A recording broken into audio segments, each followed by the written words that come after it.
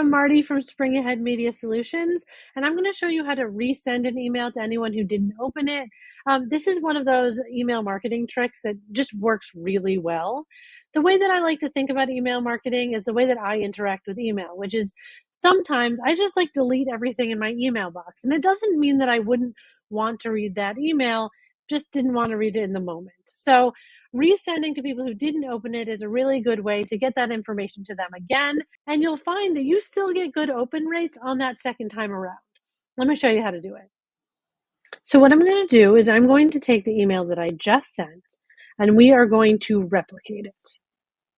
So in order to send it only to people who did not open it, what I'm going to do is edit Recipients. And I'm going to start a new segment right here, new segment, campaign activity, did not open, and then I can find the exact one that I sent. Then I'm going to hit update recipient count. This is a really good way to make sure that what you did in segments is what you meant to do. So 5 is correct. That looks right to me. I'm going to save it. The next thing that I'm going to do is I'm going to change my subject line. You always can just change it up a little bit. I have a question for you.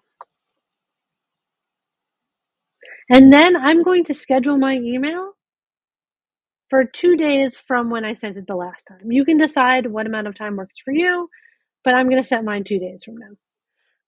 See, wasn't that so easy? I can't wait for you guys to do it and see all those clicks that you're getting on the second time around. I should mention that the Mailchimp app actually has a button for resending to non-openers. I would still recommend that you change that subject line though. It's just a chance to get their attention again in a different way. If you have any more questions, please leave them in the comments below.